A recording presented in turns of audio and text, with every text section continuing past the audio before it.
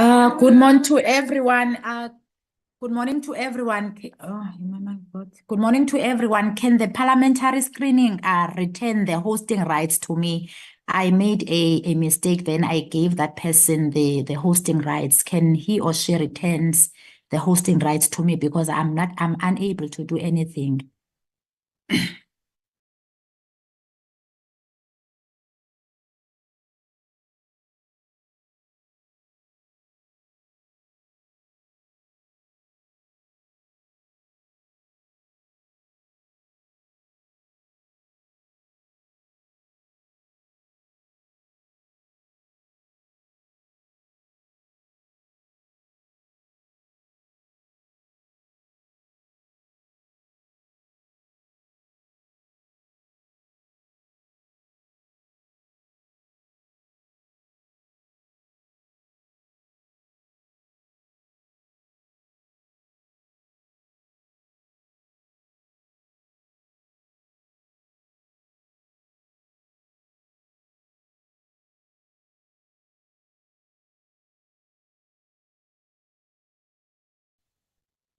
Babalwa, it's General Rabi here. To assist you, can I in the meantime admit the people that are in the lobby because I see there's quite a lot of people there.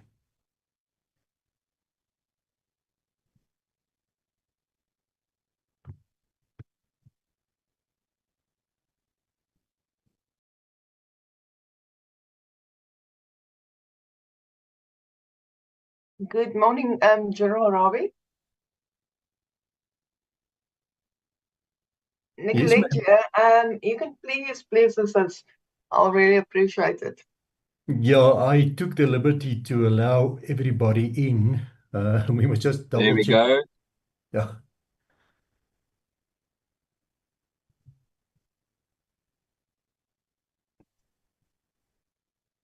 Good morning, everyone. I'm just going to allow everyone. There was a slight technical issue. Just want to allow everyone to join the meeting, and then we will commence. I just want to make sure there's no one left in the meeting room. General Rabi, I hear you've allowed everyone in. Thank you for your assistance. Babalwa, is everything fine on your side?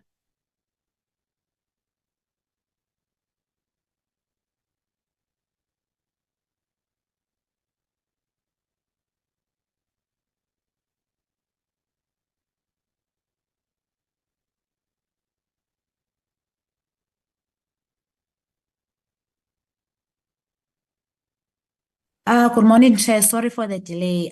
We don't have a quorum yet. Okay, let's just give a few minutes, so 2 minutes, and then we'll check.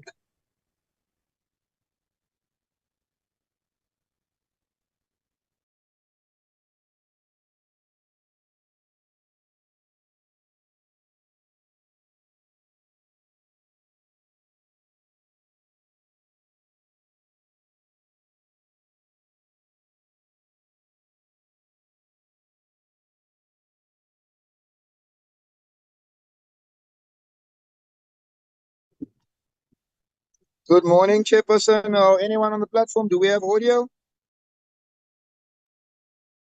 Morning, Honorable Adams.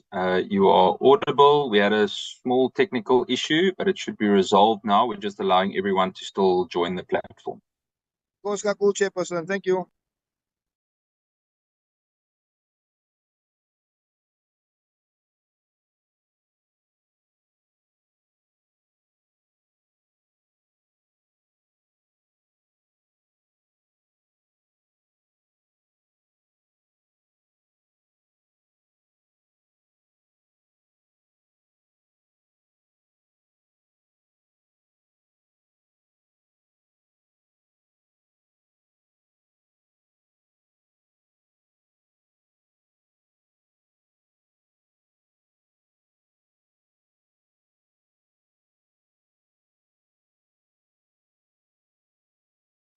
Chair, there is a quorum now. You can start a meeting. Thank you very much, Babalwa. Good morning, everyone. I think we are sorted now. I just want to say welcome to everyone joining us today. We don't have such a long committee session this morning. We are returning to some of what we have already discussed regarding the consideration of SAPS's 25-26 budget and APP, and so to the strategic plan. And we are going to deliberate on that after the relevant presentation from the South African Police Service. But before we begin with that, I would like to ask whether we can move to adopt the Recording agenda. in progress. Honourable Skosana, are you moving to adopt the agenda? Honourable Skosana, your hand is up.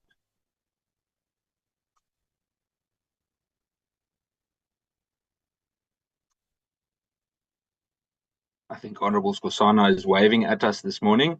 Good morning to you too, Honourable Skosana. If there's someone that would like to move to adopt the agenda. Honourable Schikkerling. Good morning, Chairperson, and to all of the other members on the platform. I move for the adoption of the agenda. Thank you. Thank you, Honourable Schikkerling. Honourable Adams.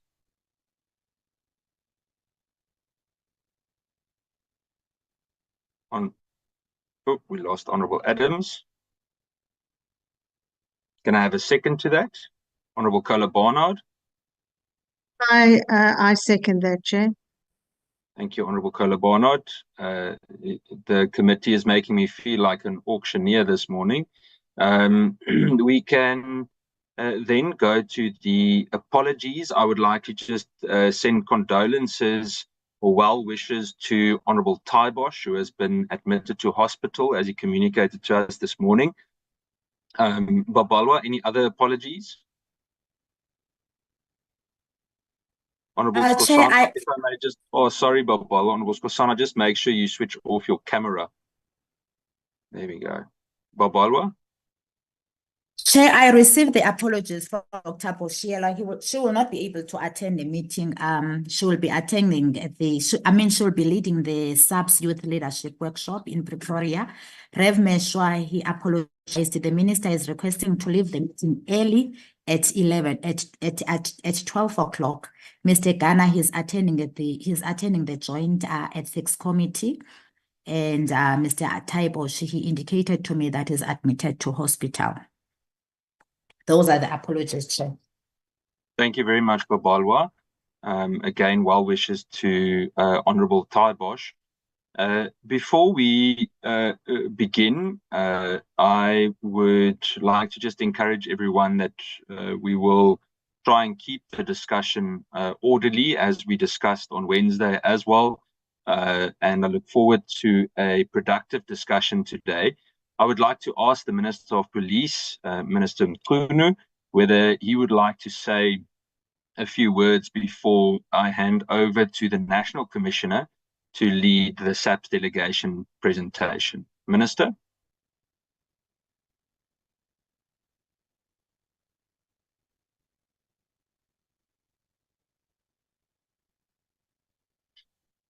Possibly there's an issue. Can I go to DM Matale?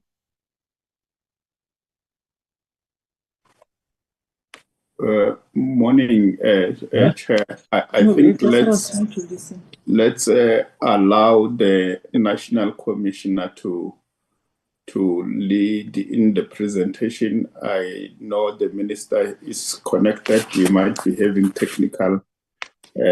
technicalities with his gadget. But through you, Chair, may we request the National Commissioner to lead in the presentations.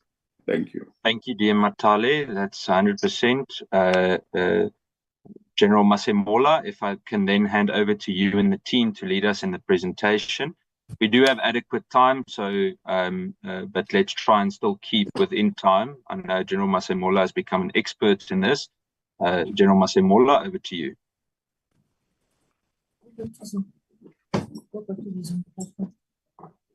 Thank you, Honourable Chairperson and Honourable Members. Good morning. Good morning, Minister of Police, Minister Mchunu. Good morning, Minister DM Matale, all Honourable Members on this platform.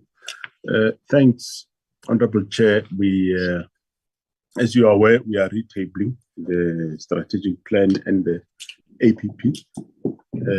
We of course, we have there are some areas in terms of targets which have since been finalized. You'll recall that normally we work on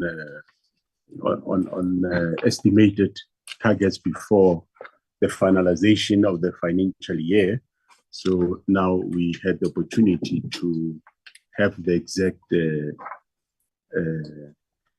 performance for the financial year 24-25. So there are areas where we have then uplifted the targets where we have performed more than the previous year's target. So we have adjusted those targets. Of course, also in the detective environment, Honorable Chair, because of the additions that we have done to the environment of young blood and even some lateral appointments that are going to happen, we also reconsidered and adjusted those targets, and we definitely hope to achieve them. So without wasting time, let me give General Ravi to take the committee through our presentation. Thank you very much.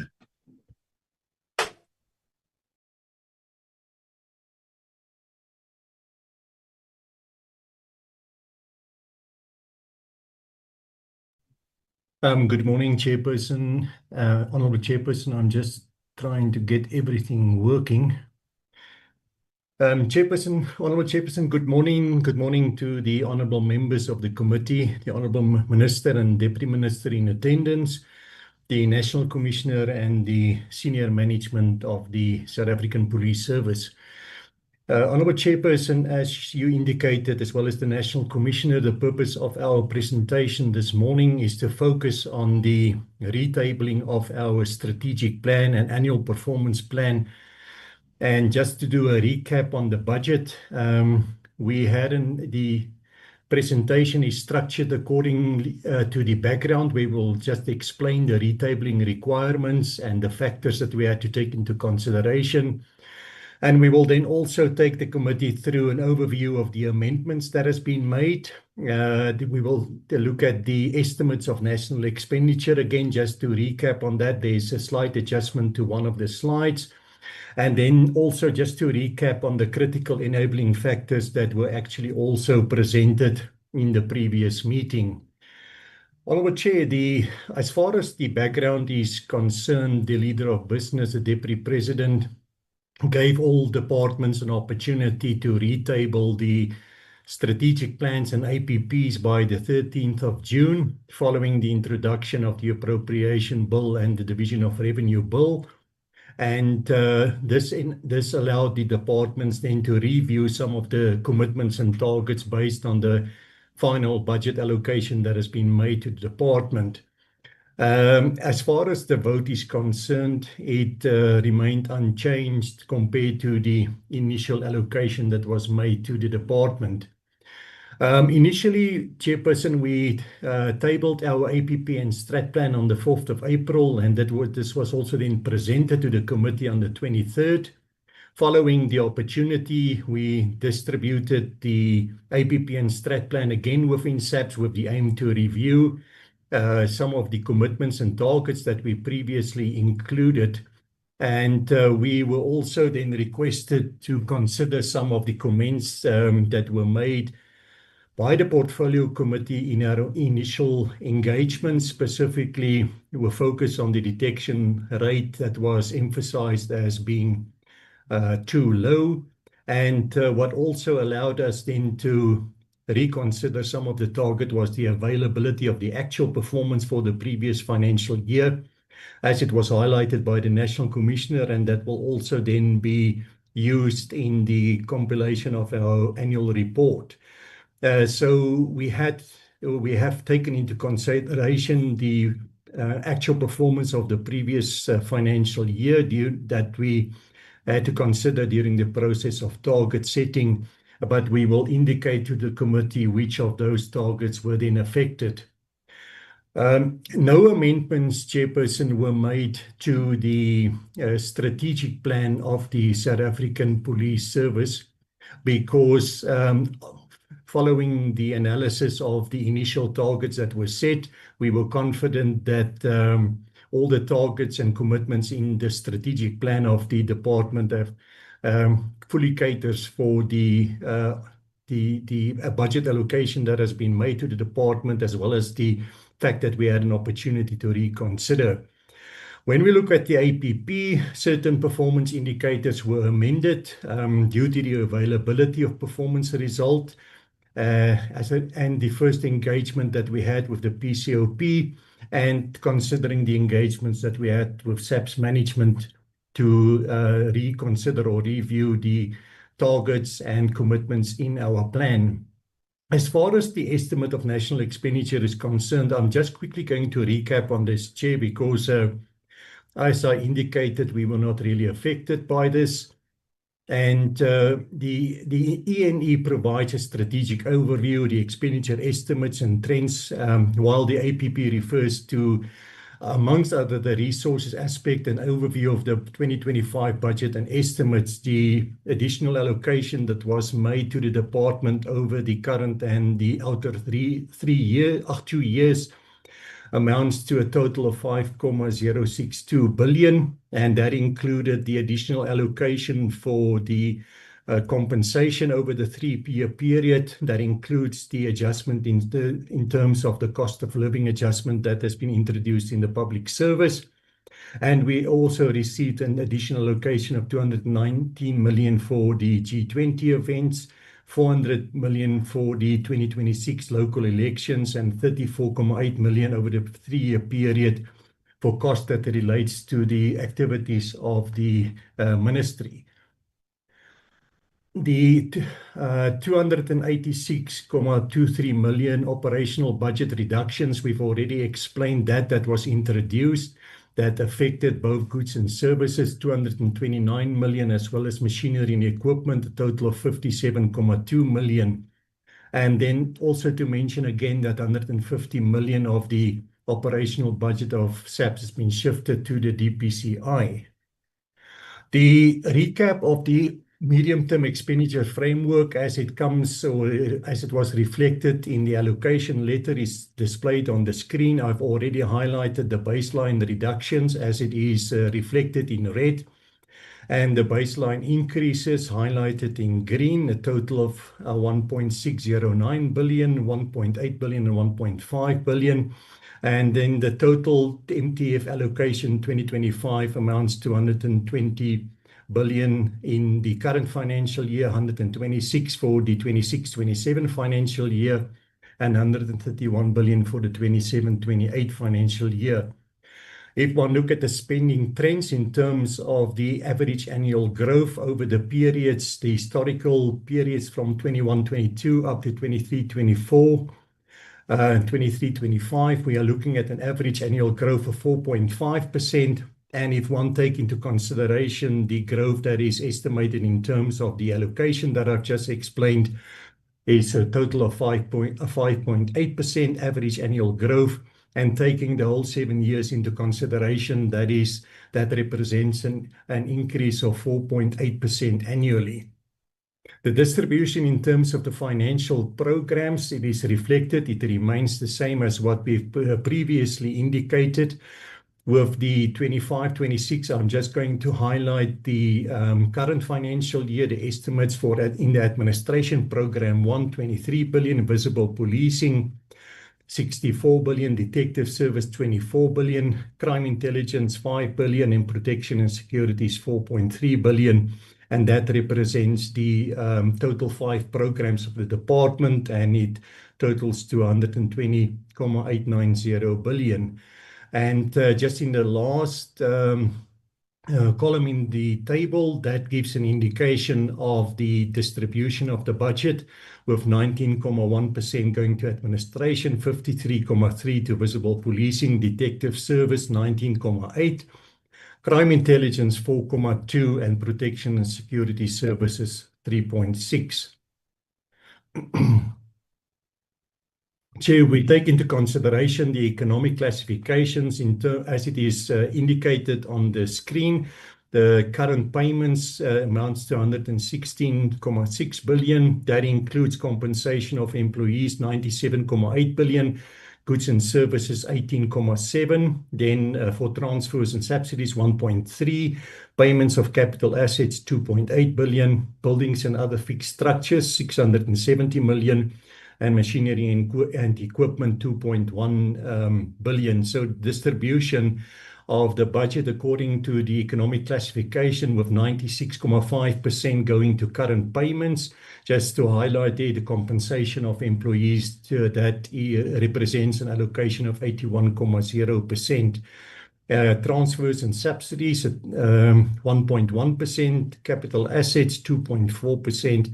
That is broken up into 0.6% for buildings and fixed structures, and machinery and equipment, a total of 1.8.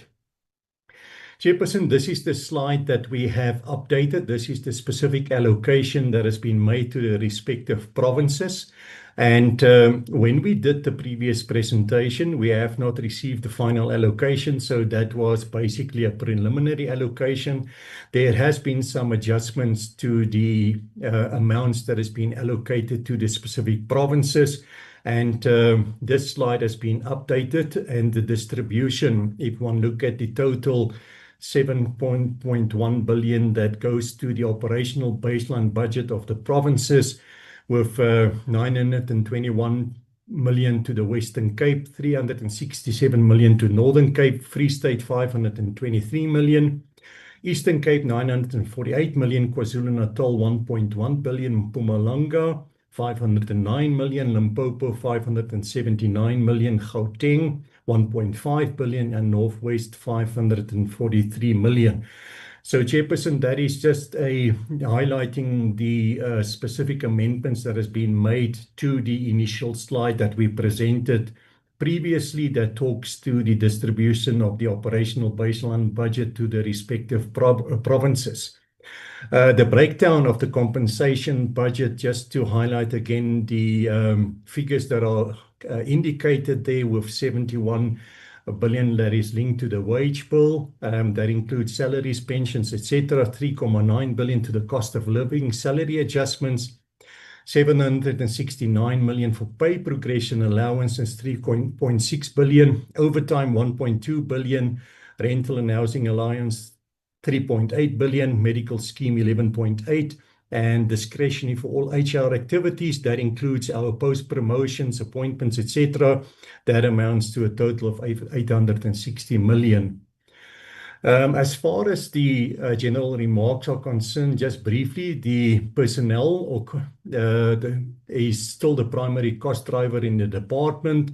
The compensation expenditure is more than 80% of the vote, and the operational expenditure are predominantly in respect of goods and services and machinery and equipment to perform services, and that comprise less than 20% of the total budget for the 25-26 financial year.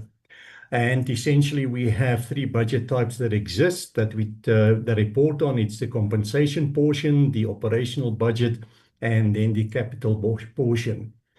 The spending over the medium term will be in relation to the core programs, and the program with the highest weight is visible policing with 53%, 20% in the detective service. In terms of the growth, there is a 5.1% as we initially indicated due to the additional compensation funding that has been allocated, and the growth rate of compensation of employees is 5.5% over the MTF, while an average growth rate of 3.6% is evident in the operational item categories over the MTF period. The additional funding that has been allocated over the 2022 and 23 MTF for recruitment of additional personnel allowed for the growth of personnel up to the number that is reflected in the 24-25 financial year. And we will then maintain those numbers in the medium term going forward. The spending focus, this also remained the same, focusing on the capacitation of DPCI, detective services, cybercrime and other prioritized specialized unit, the forensic and accounting capability of the DPCI, specifically to address the recommendations of FATF, the use of technology in policing, specific allocation for gender-based violence and additional emphasis on FCS, sustaining forensic services baseline allocation, previously increased to allow for the environment to execute their duties, the capacitation of frontline services, that includes the 10111 centers, the capacitation of crime intelligence, the professionalization of SAPS through skills development, the increasing of community safety through the addressing of priority crimes, that includes murder, organized crime, etc. Investing in capital assets, that includes machinery and equipment, essentially your transport assets, as well as infrastructure and a mobile police station. And then focuses on other critical items to equip members for the purpose of effective policing, and that includes your bullet-resistant vest, your uniforms, etc. Chairperson, moving to the amendments of the strategic plan in the APP. As I indicated, there are no amendments to the strat plan. It is maintained as it is.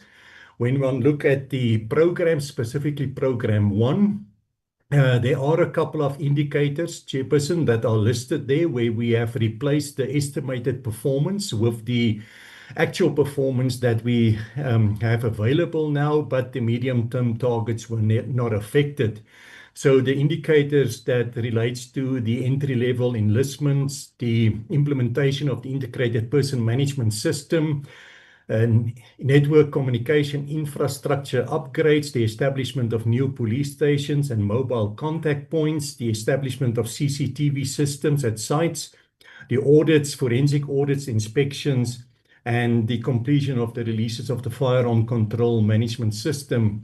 What we have done there, so all of those, the actual performance was just included, but the targets were not affected.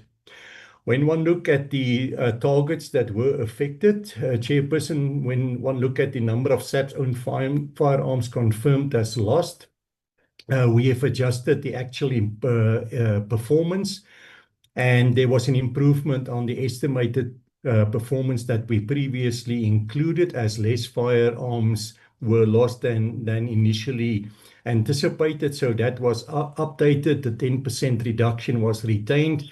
But the target, the 515 target, has now been aligned with the actual performance. Then, Chairperson, we have introduced 3 new indicators following our consultation with the Ministry. And these specifically relate to the conducting of assessments and impact studies on primary SAPS interventions. The first one is the development of a police station functionality assessment model, and this will provide us with a mechanism to determine the extent to which each police station is addressing its core functions, and it will also enable us to identify hindrances and challenges to service delivery by police stations in order for these to be quickly and sustainably addressed by SAPS management. So that is one of the models that we are targeting, with the date to have that completed by 31 December. That will enable management then to assess and grade police stations according to functionality. The second one, Chairperson, is the conducting of an impact study on the SAPS business against crime projects, where a couple of police stations have been identified. And the purpose of this is to, through the year, conduct an assessment of the impact that these interventions have at the identified. Currently, we have 5 police stations. That might increase during the financial year, but the initial focus is the 5. And the aim of that is to identify the best practices in terms of those specific projects and see whether those can be replicated to other police stations. And then the last one is an impact study on the cooperation agreements that we've signed, more specifically with the metros. We refer to provincial and local government, and this has got a similar aim. The intention is to determine what the impact of those interventions are and whether we are achieving the intended outcomes that were envisaged when these agreements were established. Looking at Program 2, crime prevention, and specialized operations, Chairperson, there are 7 indicators where we have updated the actual performance. The medium targets, term targets were not affected. So for the imbizos, the processing of firearm licenses, the policing of crowd management, both peaceful and unrest-related incidents, our response to deployments in terms of high-risk operations by our specialized capabilities, and then the hits in terms of an enhanced movement control system at our ports of entries, and the profiled vehicles at land ports, etc. So all these ones, the 7 that I've highlighted, we've just updated the actual performance, but the target remained the same. In terms of the following indicators, Chair, we have adjusted all these indicators upward. The first one is the firearm recoveries. The firearms that were recovered, the actual number is higher than the anticipated number or the estimated number that we used earlier. The 5% increase in firearm recoveries, one will note, Chairperson, that in the previous APP, we targeted a 1% increase. We have now increased that to a 5% increase in the current financial year with the target that is indicated there. When it comes to the recovery of SAPS owned firearms that were lost or stolen, here we've also adjusted the target according to the actual performance, and the target is now increased to 268. That reflect a 268% target, and that is a 10% increase in those recoveries. Decrease in the reported incidents of contact crime. Chairperson, here we have adjusted our planned performance for the financial year. We have increased the target significantly, Chairperson. We are now targeting a 25% reduction in the 25-26 financial year. This is a target that has been set by management to ensure that effective measures are implemented to address your incidents of contact crime. The murder rate, what we have done there, Chairperson, we have calculated the impact on the murder to population ratio if we take into consideration the targeted 25% reduction. So the 25% was then included in the murder rate. So the target has now been adjusted as it is reflected to 30.02 per 100,000 of the population. Incidents of contact crime against women and children, both of those, Chairperson, because the crimes that we monitor in the category crimes against women and children also are part of the contact crime. So the targeted 25% reduction has then also been included in these 2 indicators. In the program 3, detective services, crime investigation, the detection rate for contact crime. Chairperson, we have adjusted the target upwards. The detection rate for contact crime is now set at 60% from a baseline of 47.55%. And the detection rate for murder has now been adjusted also to 60%. That is significantly higher than the initial target that the committee questioned when we made the previous presentation. The buccal samples, that is a legislative requirement, so that is set at 100% taking of buccal samples for your Schedule 8 offenders. And then, Chairperson, for all types of forensic leads, that includes the arrest for persons for DNA, crime, person to crime, crime to crime, then your fingerprint leads as well as leads that has been generated through the integrated ballistic identification system. All of those, Chair, has been adjusted according to the actual performance that we recorded in the previous financial year. Although we have changed the phrasing of the indicator, where we are now focusing on the arrest that has been made, where the reason why these are indicated as new indicators is in the previous financial year, we focused on the finalization of these leads, and we've now changed the emphasis to the number of arrests that are made as a result of the leads. Our detection rate for contact crime, we have also adjusted that upwards, Chairperson, to 78% from a baseline of 70.67%. and the detection rate for contact crime against children, the baseline is 63.85. We've adjusted that up to 78%. The indicators that talks to the essential infrastructure-related crime, those were also adjusted upwards to 60%, and the identified organized criminal groups that have been neutralized with arrest, we have also adjusted the target up from 52% to 70%, taking into consideration the previous performance in the financial year, and our detection rate for extortion we have adjusted to up to 6%. And what we have done there, Chairperson, for the purpose of the committee is previously we referred to detection rate for extortion and related crime. We removed related crime to put the emphasis specifically on extortion, and then also the challenges that we might have with system functionality to identify other crimes that are related to extortion, because these are not always explicitly captured and that might complicate reporting. But if we focus on extortion specifically, we have access to that data and that will be available.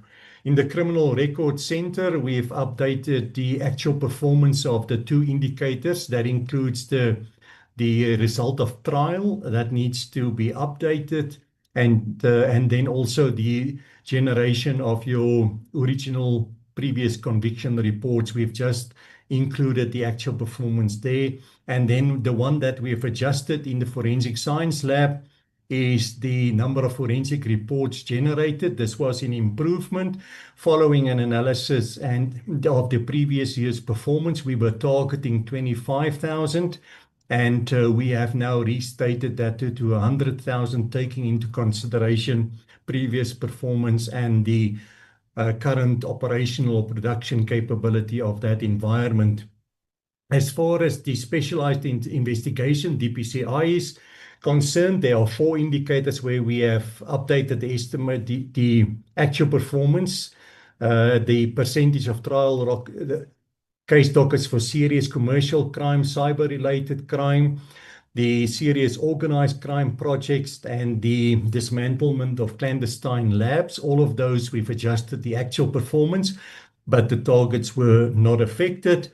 And then, Chairperson, we had to remove one of the indicators that talks to the serious money laundering investigations successfully investigated.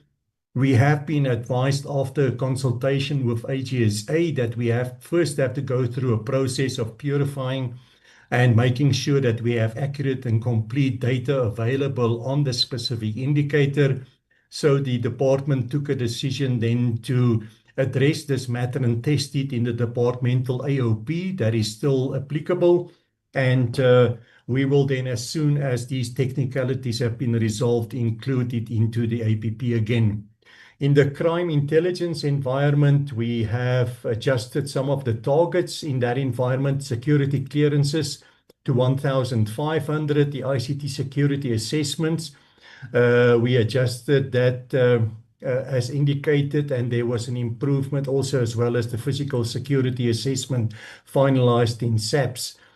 The target, just as far as the ICT security assessments are concerned, Chairperson, my apologies, that is the note that is reflected there.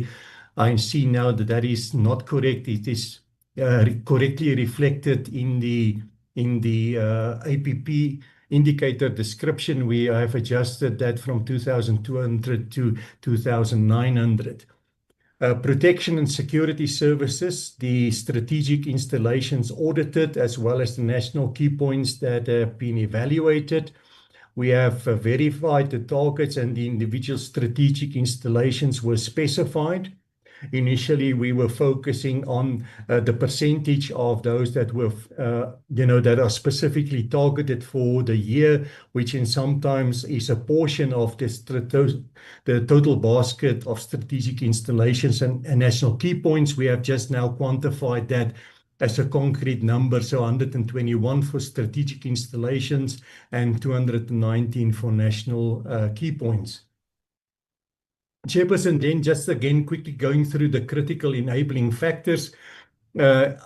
we just deemed it necessary to inform the committee that the committee is aware of the department's strategic plan that has been presented and tabled, as well as the annual performance plan, and all of these, the two documents I believe that the committee is well acquainted with.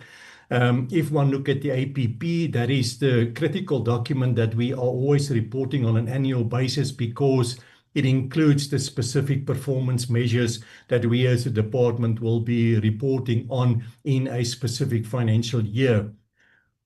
We would also like to highlight that we have the National Policing Strategy that informs the departmental annual operational plan. And this is basically the mechanism that we use as a department, where we reflect the implementation requirements that are associated with the indicators in the APP. So the purpose of the departmental annual operational plan is to accelerate the implementation of the APP through specific focus on the implementation requirements, what needs to be achieved by specific units, and output and other outputs that are identified in other priority environments where we have identified specific deliverables that needs to be achieved. The critically enabling factors, we've already touched on these issues at the previous time, but just want to highlight this again. In the consultation that we had with the Ministry on the critical enabling factors to improve the SAPS performance and service delivery, the Minister indicated that there's a need for the streamlining and intensification of administrative support that is provided to SAPS frontline policing capabilities. Now, that is specifically your police stations and units, and the approach to the resourcing and capacitation of police stations must be improved to ensure that all available resources and other sources of capacitation, such as training, are available. And it must include administrative support that support fundamental police functions and resources, including the maintenance and repair of SAPS vehicles to ensure their operational availability. The introduction of technology to modernize and improve the SAPS key business processes, including crime prevention, combating, detection, and investigation, and also looking at an alternative approach to extend the SAPS infrastructure footprint, in particular of alternative methods to the building of police stations and the establishment of contact points in communities. I've already highlighted, Chairperson, when I did the presentation on the three instruments that the Minister introduced that we have to develop to make sure that we have a mechanism in the department to measure whether we are meeting our constitutional mandate. There will be work on an assessment tool for police stations to grade them in terms of their levels of efficiency and achieving the purposes of those police stations, the impact assessment on the cooperation between SAPS and Business Against Crime, as well as the impact assessment of the cooperation agreements that we've signed with the various metros, Nelson Mandela, Ekurhuleni, Johannesburg, Tshwane, eThekwini, Cape Town. And the plan is to make sure that we have adequate monitoring of those specific interventions to determine their impact. And then the Minister also highlighted the integration of the current fragmented approach to addressing cybercrime. We have to look at a rationalized approach to the budgeting and resourcing of all the departmental efforts to address cybercrime through a centralized, coordinated facility, which is supposed to be reviewed and supported by reviewed and integrated business processes, as well as budget processes, and that specific intervention has already been initiated. And then a review and improvement of the approach to civil claims and associated litigation by the department, which includes tangible outcomes such as reduced expenditure by the department on litigation and compensation payments, including reduced incidents leading to civil claims. It is therefore the SAPS intention, Chairperson, to utilize our departmental operational plan to drive these immediate issues that has been identified, as well as the specific resolutions that emanates from the Policing Summit. Now, following the report on the Policing Summits that we recently finalized, The department is now busy with a process to unpack their resolutions in terms of practical, time-bound and funded deliverables and activities that will be implemented in the 25-26 financial year, as well as the medium term. And our projected date for the completion of the departmental AOP for consultation is 18 July 2025. Honourable Chairperson, thank you. That concludes an update on the amendments that we have made to the documents that we've retabled. Thank you. Thank you very much, General Rabi, for the detailed presentation once again. If I may ask General Masemola if there are any additional points or anything that you would like to add, or possibly from the Minister, before we engage in further discussion.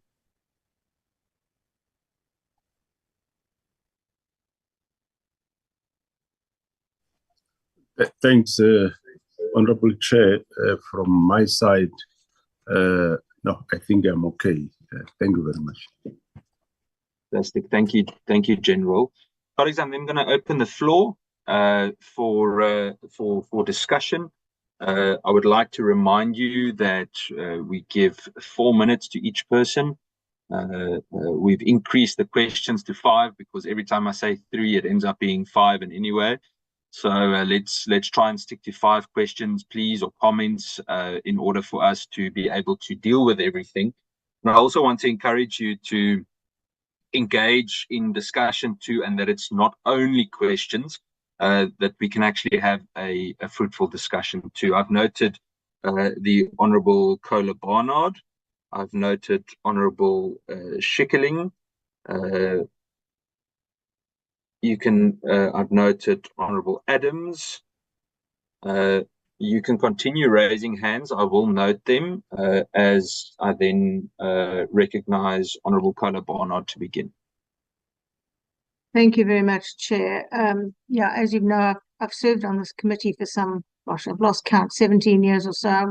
I was there when the integrated criminal justice system was first mooted, and it sounded marvelous.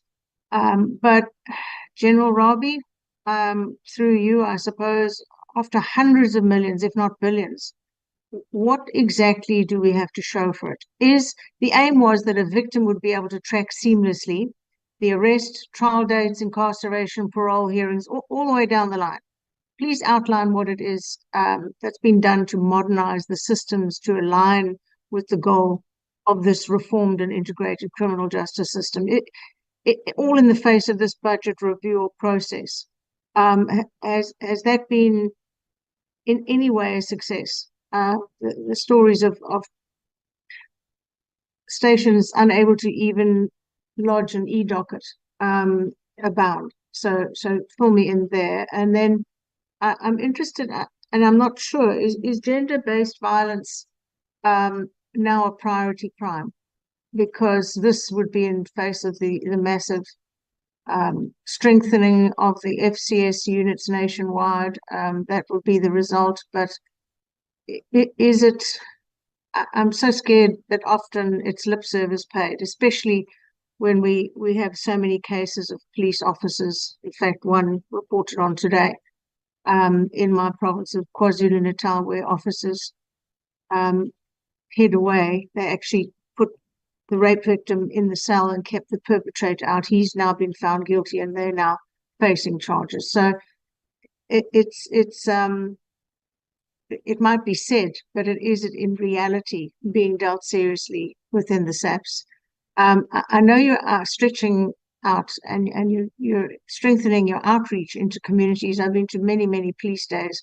You're attempting to empower communities in terms of crime prevention. Considering the attitude towards the police today, because of the tsunami of reports of police found guilty of terrible crimes and yet left on duty, how do you marry the two? We have an officer found guilty of rape in the Eastern Cape been at work for the past year. At work, having been found guilty in a court of law. I refer to the case in eThekwini going on as we speak. They're all over the country. And the IPID is doing a fantastic job. But it seems to me that reputation-wise, the SAPS is taking 1 step forwards and 10 steps backwards. How are you dealing with that? What are you doing? Because so often the internal disciplinary hearings are completely outcomes-wise at odds with the outcome of a criminal case in a court. It just speaks mass corruption to me. Considering these budget constraints, tell me how you juggle the need for infrastructure investment. Is crucial, absolutely crucial. But in terms of monitoring that in relation to visibly improved crime reduction, it's a terrible job to have to do, to balance the two. Tell me how that's done and how you decide on what is the priority. And I'm interested in the 33 devolved stations. That has been pushed for so many years, that you run, work and maintain your own stations. Is it working? Is it working to take them and have cut public works out of the mix? And finally, I really appreciate your pushing up the targets in many areas, but specifically an interest of mine is the extortion and the construction mafia work. Those two have been soaring, absolutely flying. The construction mafia we have warned about for more years than I can remember, and it's crippling the construction industry. So well done on that, and let's hope that you reach and far exceed those targets. I thank you, Chair. Thank you, Honourable Kola Barnard. Honourable Schikkeling, and then Honourable Schikkeling, just before you begin, I've also noted after Honourable Schikkeling, it's Honourable Adams, followed by Honourable Muela, and then Honourable Mthethwa. Honourable Schikkeling. Thank you so much, Chairperson. Good morning once again to all the members and the SAPS management and the deputy ministers online.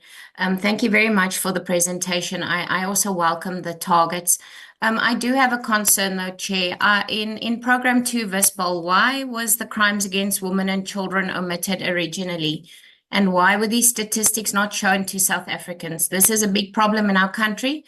And we know that it is growing on a daily basis. And I really think that more needs to be done to capacitate the FCS and to also get rid of the officers within the FCS that are not doing what they should be doing. We know there are several officers in the FCS units that are involved in criminal activities, as well as that have been charged with rape. And I really think that that is not the good picture that we are giving South Africa, because if we're serious about combating crimes against women and children, we then should get rid of the very people within the system that are committing these crimes. So I would like to know about that, please, Chair. And then the detective services, it seems to me like the turnaround time of getting ballistics back and buccal samples is taking rather long. I know of a case that recently in the Northern Cape was scrapped from the roll for the time being because they were waiting for ballistics as well as buccal samples and blood samples, and it's taken a long time. It's almost a year now, and I really think that is completely unacceptable. I have discussed it with the PC, who's been very helpful and will ensure that it gets done, but it's not necessary for us to have to wait so long. What operational plans exist to support the detectives and FCS units in meeting their increased targets? Because we're giving them increased targets, but we're not making their lives easier, Chair. And if we don't ensure that the buccal samples and the tests come back in a timeliest manner, we are going to be sitting with problems. And then on crime intelligence, I visited police stations regularly, and really some of them are in a very bad state, really. What types of facilities, example, the police stations, vehicle depots, forensic labs, are subject to mandatory physical security assessments? And I ask that because several of them, their fences are not working or in good condition, their gates at the front are not working, their taps get stolen by the community, Chair. And surely there's something else that we can do to ensure that the police officers are safe. And then I have noticed in a few of them that there's signs up for security companies that are actually assisting to monitor the police stations. And it always intrigues me that the police need somebody to look after them. Surely there's a better way of us to look after ourselves than to enlist the assistance and pay for a security company to help the SAPS. And then, Chair, the technology in the SAPS is very far behind, and I do acknowledge that the Minister of Police has discussed this with us a few times. I mean, our ICT systems are really we are almost in the Stone Age where that's concerned. Why do our programs not align with Home Affairs, with the MPA? Why can't you, at a click of a button, ensure that you have all the information, whether you are sitting in a magistrate's court or in a high court or in a SAPS office?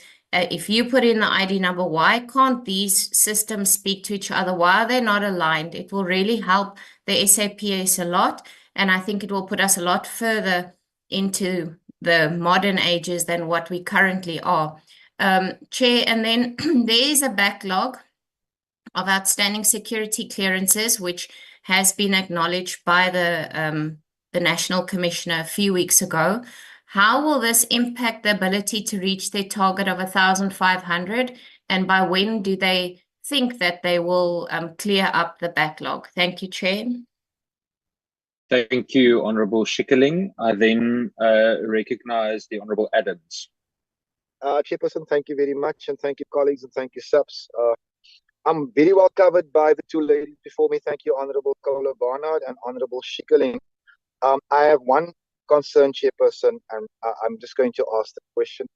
With regards to the budget, and considering the fact that the CFO of Crime Intelligence has now been arrested and charged, is the same CFO going to be dispensing that budget, Chairperson? And also, has the CFO had sight of the budget or input onto it? That's my only concern, Chairperson. The two ladies before me did sterling me. Thank you. Thank you, Chairperson. Thank you, colleagues. Thank you, Honourable Adams. I then recognize the Honourable Muela.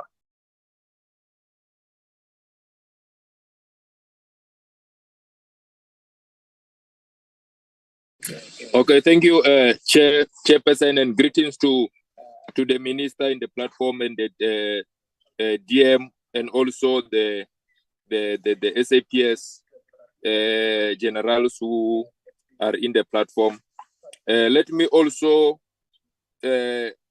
acknowledge the presentation and note the fact that there's a very serious fundamental changes and achievements which we are seeing with regard to the target that have been achieved. I just have a few questions that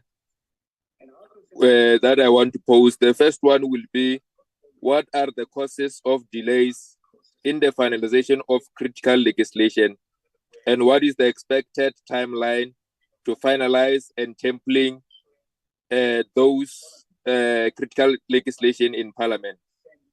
Then what are the cost implications of the use of technology to enhance police, and is South African Police Service equipped to integrate and maintain these technologies?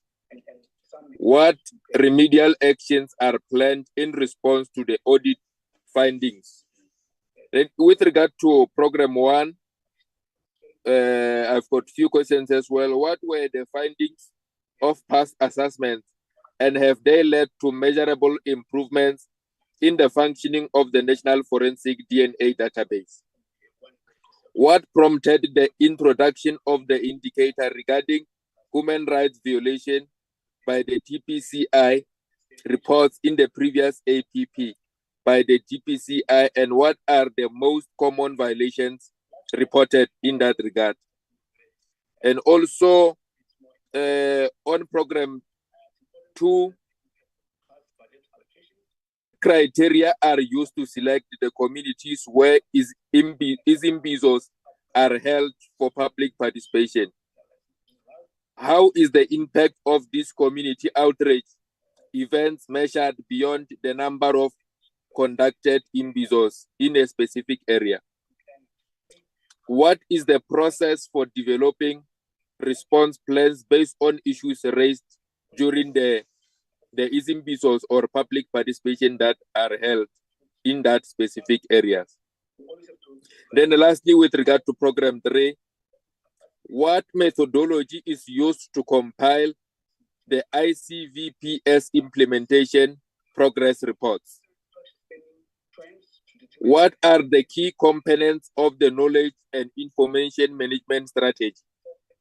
That will be my questions, Chairperson. Thank you very much.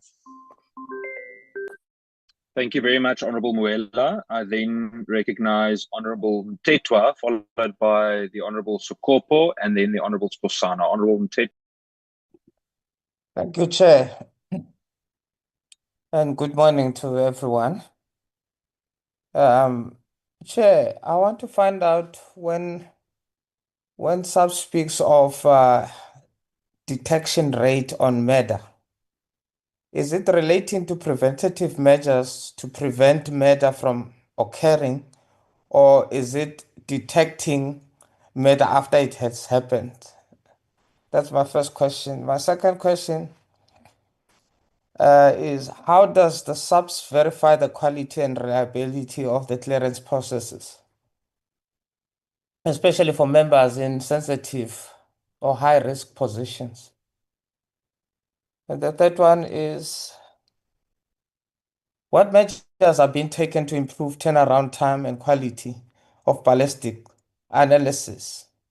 And I have a case in person. I raise these issues personally because it is what I have experienced personally. I'm not speaking about something that I've read in the newspapers or researched. In 2007, an inquest was opened on my case and I submitted my firearm. From 2007 till today, that firearm never came back. And I would want to find out what causes that and how does SAPS would deal with something like that. And then the last one is, how will SAPS distinguish between opportunistic extortion and or organized extortion syndicates in calculating the detection? I think I will stop there for now, Chairperson. Thank you, Honourable Mtetwa. I then recognize Honourable Sokopo. Oh, thank you, Chair. Good morning, and I welcome the report, Chair. I have a couple of questions. My first question, Chair, would have been, what are the cost implications of the use of technology to enhance policing, and is SAPS equipped to integrate and maintain these technologies? The second question, Chair, would be, how is interoperability between, e.g., let me make an example, Chair, that the DNA test database, the firearm registrar and case management systems being addressed? On program 1, Chair, I wanted to check, can future indicators include qualitative dimensions such as user satisfaction or impact of ICT upgrades? On the last one, Chair, my last question, how is the impact of these community outreach events measured beyond the number of concluded or beyond the number of conducted land seekers? Those are the questions, Chair, I have. Thank you. Thank you, Honourable Sokopo. Honourable Skosana. Thank you, Chair. And to all the members of SAP, the top management, all protocol observed. My first contribution and my question on this matter, all the numbers which were given here, big budget, billions of rands, millions of rands. But, there's issues which we are getting in our society. I'll give you a simple example in terms of for forensic as well. In Limpopo, and in particular Limpopo, and partly in Mpumalanga, some of the regions, for you to get the, when your loved one is gone, you struggle. Families are struggling. It happens even to me. They will tell you that there's only one person who's responsible for that. Once you're in a government mortuary, you are in trouble. I know that there's Department of Health involved, there's SAPS involved as well, but I must say that we need to make sure that our people are not struggling. You know, for them to postpone a burial because of the lack of resources in our department. I'll give you an example here of some cases, you know, goes back to 2017, you know, at Scopa. You know, Scopa gave SAPS a mandate to terminate the FDA core contract. And it came to my attention, you know, because remember, we are receiving all these things. There's a reference number on that. They were supposed to have used and investigated the FDA, you know, a matter. You know, for me, it's like there's an undermining. The committees are being undermined.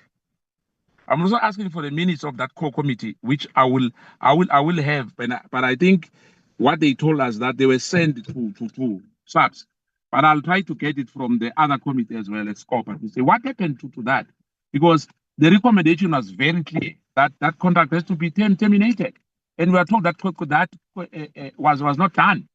Now, with all the budget, knowing that there's lack of budget as well, we acknowledge that, you know, that there've been cut of budgets across all the government departments. But I must say that indeed we can do better, you know, and indeed with what we have, we can budget better and do things promptly and do things the right way, you know, because there's a lot of things happening, as I was saying in our I think on Wednesday when I mentioned the Brigadier Jerusalem, that, you know, at SAPS we still have rock unit, we still have people who are rock in our department, and I'm appealing to the National Co-Commissioner that we must and he must nip this thing in the bud. You know, we can't have people doing as they please. A person resign, but he still performs. He's still getting report from the people who are currently working.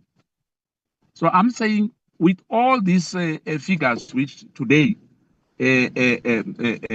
were presented to us, I think we can do better, Chair. Thank you. Thank you very much, Honourable Skosana. I will then hand over to General Masemola to facilitate response. General Masemola.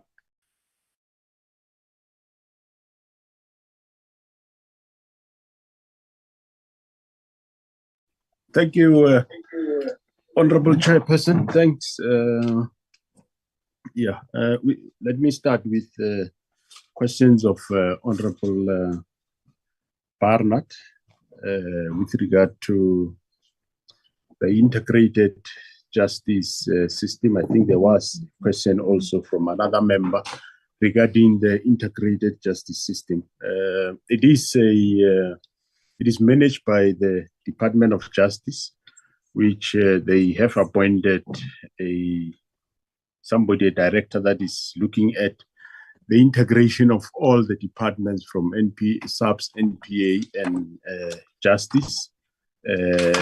I will be lying if I say where are we now. What I know is that they are dealing with more to clean up systems from each department with a view to integrate.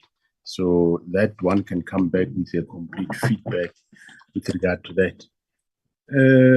On prioritizing GBV, as SAPS, yes, we do prioritize GBV, as we have currently this 90 days prioritization action plan, which I'm sure General Msigidi will talk to that, which is run by a committee of the NAT joints reporting to the DGs and ministers, where we on a weekly basis gather that data and also see to it that everything possible is done around cases of GPV. They have been monitored from the NOCC, and in terms of how people are being helped, where are the exhibits, have they been taken, and so on. So those are the steps that we are doing in terms of the GPV.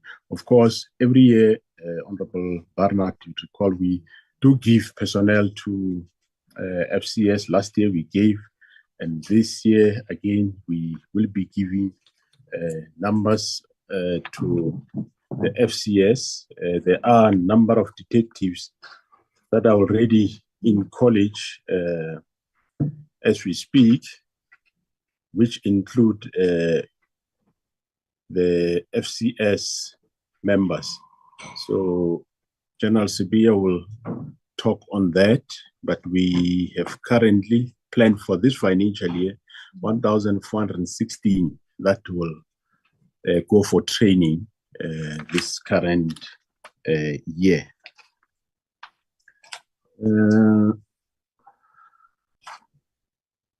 The balancing between infrastructure and what we do. Yeah, Honorable Barnard, it is a tedious job to balance in terms of what we are going to use for repair to police station, as well as day-to-day maintenance, which we are only allowed to do in terms of the prescripts. The rest of the infrastructure is done by Public Works. We do our day-to-day, we do. This year, you would have seen that we allocated 5 million to each province, which they must further divide it amongst police stations in terms of their status of being in a good condition, bad condition, or fair condition, and so that day-to-day maintenance can be done by the relevant station commanders. But General Sitolo will talk later on that, especially on the 30 devolved police station. On the Honorable Shigli, on the matter of women and children, why it was omitted, what we said the previous year was that because the conduct crime already include the crimes against women and children, so we are duplicating it by giving it the way we do it. But eventually, after deliberations by management and the ministry, we agree that no, let's keep it, even though it's a duplication of the stats that is in conduct crime, but to see it separate, it is important as we are prioritizing crimes against women and children. Hence, we have retained it as it is now. General Sintumule and Sibia will talk on ballistics and buccal, but the plan that I know is that we are giving them extra personnel this current financial year, which before the end of this year they're supposed to have. They have already identified this personnel from the intakes, which have got relevant qualifications for forensic science laboratory. They will be employing 75, and later we'll give them extra numbers. But we have implemented a plan to give members overtime to catch up with the work, because the number of exhibits that are outside the time frame, or which we can call it a backlog, it is as a result of problems that we encountered at various buildings. You remember in Cape Town, we had a problem of aircon at some point where the generators were not working, which, of course, unfortunately is a Public Works problem. The building in Pretoria, would recall earlier this year, the roof leaked into the building, and Public Works did take time, but eventually it is now fixed. And during that time, we couldn't do anything in Pretoria. It was a stop and go in terms of members working. But now it has been repaired, and we are injecting overtime for members to work on. The work that has remained behind, we had basically only buccals. It wasn't GBV related. It's just buccal samples that we take as we arrest people that were accumulating. So they are working on that now. With the progress is quite going well in terms of reducing those numbers.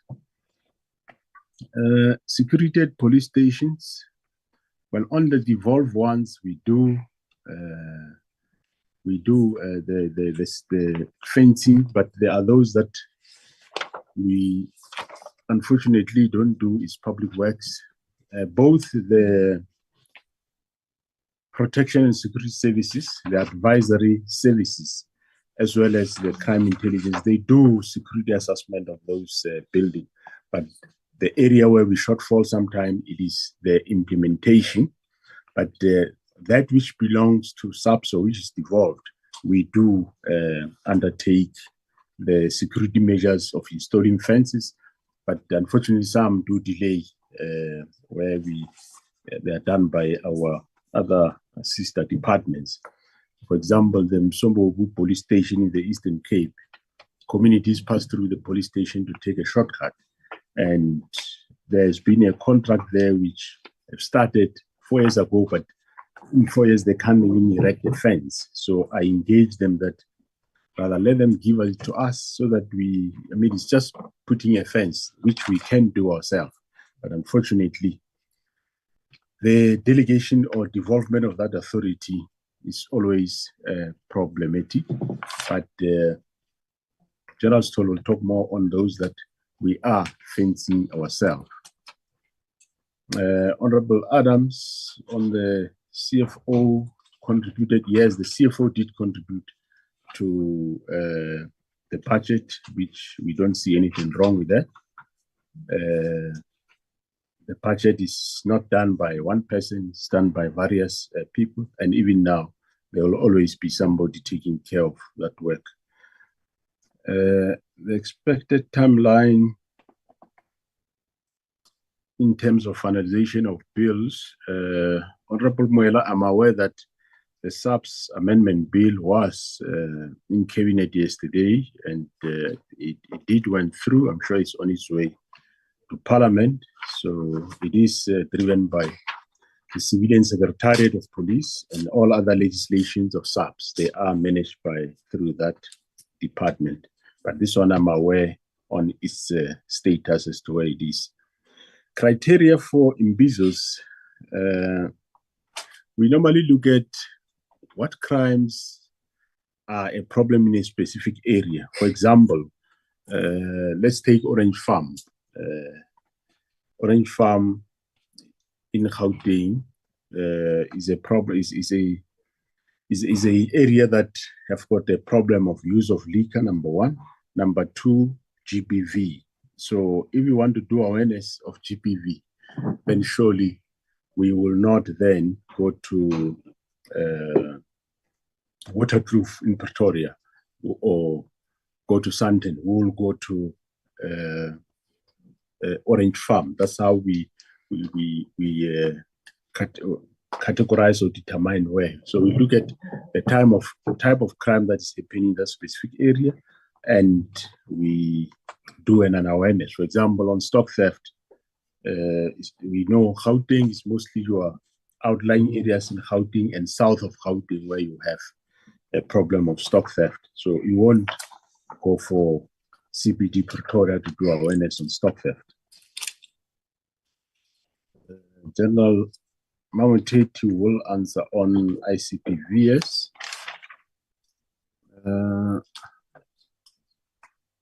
Detection rate. Detection rate refers to the detection of a crime. Basically, that's what it means. And then clearance of members. Why we increase the target in that regard? We have seen that the previous year, the CI were given a target of 700, and they did more than 700. Hence, now we increase the target to 1,500, and we think they will be able to achieve that, of course, with the injection of new blood or more boots on the ground. They will be able to achieve that. Hence, that's the reason why we increased. And of course, yes, we have, in terms of SMS, we have just over 800 SMS members.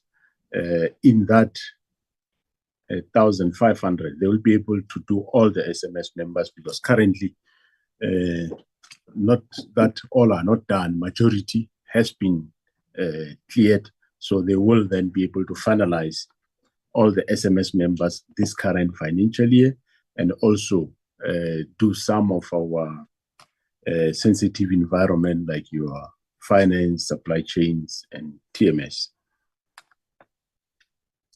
Honorable Mteto, the firearm matter, I think, is a bit now, that one I think is more personal, as you said. We don't have facts, so it might not be, one will not be able to answer you on that one. I think I would rather say link up with the provincial commissioner of the province so that he can attend to that specific case. Normally, if a case is not finalized and the firearm is an exhibit to a case, it might not be given back. But I don't have the details. I'm just answering in the general principle. But I think contact the provincial commissioner of the province. He will be able to go into the case itself and give you specific answers as to what is happening there. On technology, as to whether SAPS are we to integrate technology. Currently, the TMS, because our technology is more run by SETA, we did make our plan clear to them as to what is it that we want, what integration is required, which system we want them to talk to each other.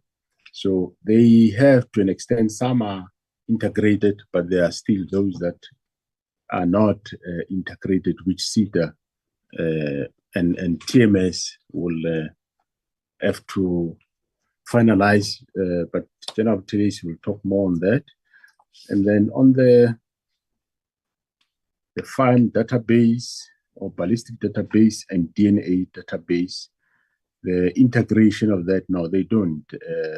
DNA is totally a system that stands on its own, dealing with DNA, and ballistic totally deals with matters of firearms. And Honorable Skosana, on the matter you raised, I'm not sure specific which is the one that you say there is always one person, but the pathology services is not done within SAPS. It is with the Department of Health. So I might not have understood your question correctly. I'm not sure as to what are you referring to, or is it post-mortem or what it is, I'm not sure. The matter you refer to on SCOPA, where is a SCOPA directed SAPS to terminate the FDA contract. Preliminary answer I would give is that, as far as I know, we are using what is called FEM, a system that has been developed by both SAPS and SETA. It is not an FDA system, and I am not aware that we are using any FDA, but I'll go and make sure, verify, but Journalist Ntumulezia can talk on it, but as far as you know, we do not have that. What I know of is that the matter of FDA is still sub judice. We are in court with them, but currently, as far as I know, we are not using any system from FDA, but I will go back and dig into that environment, find out exactly what you are saying as to, is there something like that? First, I'll allow General Sibia, followed by General Sintumule, and then, yeah, I'll just call them in that order, Honorable Chair. Thank you, General. More than welcome to go ahead.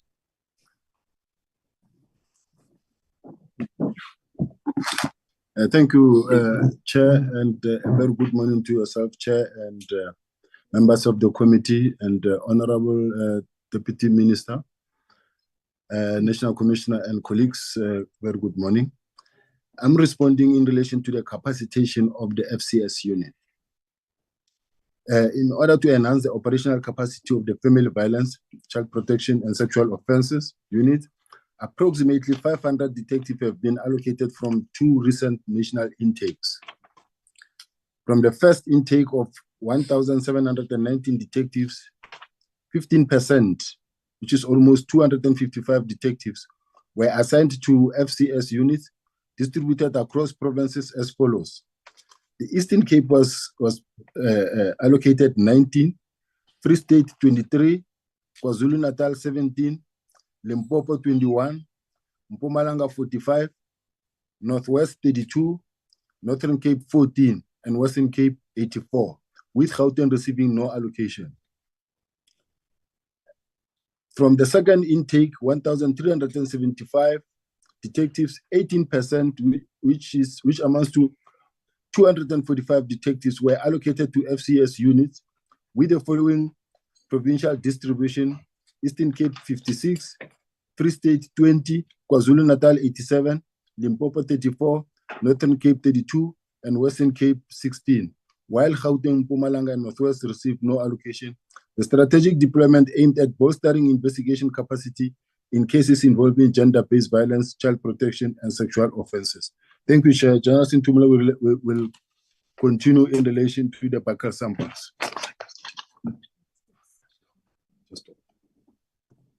Good morning, Honorable Chairperson and the members of the Portfolio Committee. Let me also greet the Minister, Deputy Ministers, our National Commissioner, DNCs, and all the members on the platform. Chairperson, we know the concerns as raised, particularly in relation to the delays in the ballistics environment or reports. But Chair, we must say that the ballistics environment is one of those environments which have consistently achieved its performance targets. And this is because we also have a partnership with the NPA, where we deal not only with DNA, but also any matters on the court roll where ballistics and DNA is outstanding. We are able to prioritize those. And as a result, this environment does not really have cases that are outstanding over a period of time. And if they do happen, those are prioritized as per request by the NPA or the presiding prosecutors who are sitting in court on those specific matters. And also in this environment, we continue to capacitate with the latest injection of capacity being the last quarter of the previous financial year, 2024-2025. In relation to Honorable Kosana's question on the FDA and the PCAM system, Chairperson would remember that when we experienced backlog, and I think some of it was linked to challenges in the environment around systems, the SAPS then developed its own FEM system, which is your forensic exhibit management system that we are currently utilizing. And this means that we don't actually utilize any of the FDA systems, neither are we utilizing any of their paradigms, whether it's your forensic what do you call it, consumables or any such related items within our laboratories. So we don't actually have any relationship, and as the NATCOM said, the matter is currently in court and is sub judice. Thank you, Chair. I submit.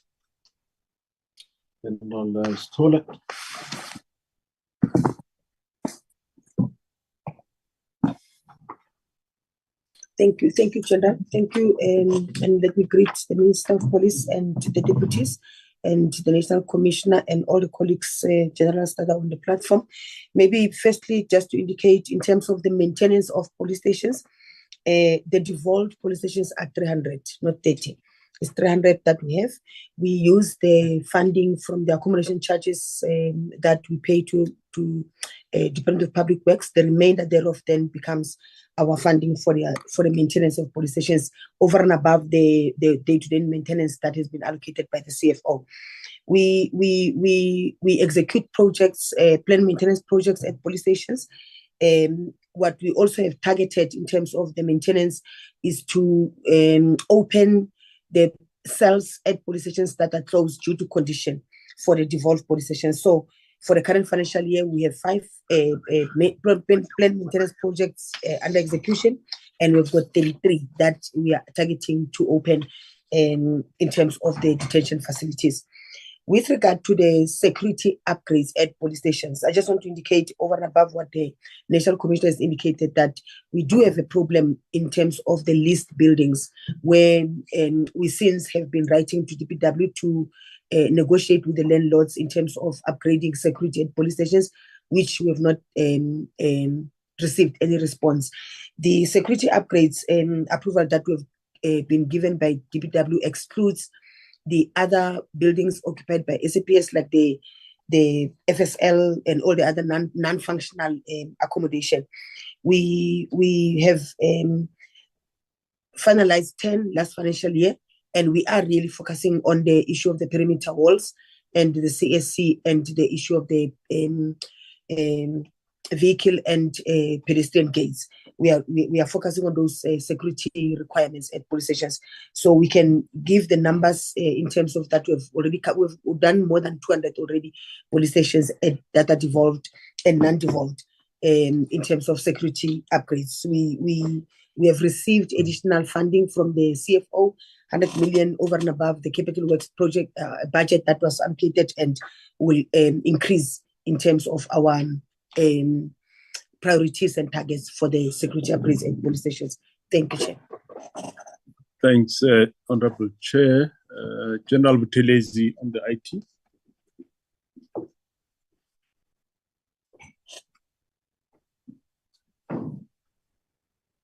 Good morning. Thanks, National Commissioner. Good morning, Minister, Honorable Minister, Deputy Ministers, Honorable Chairperson, and the Honorable members of the Portfolio Committee.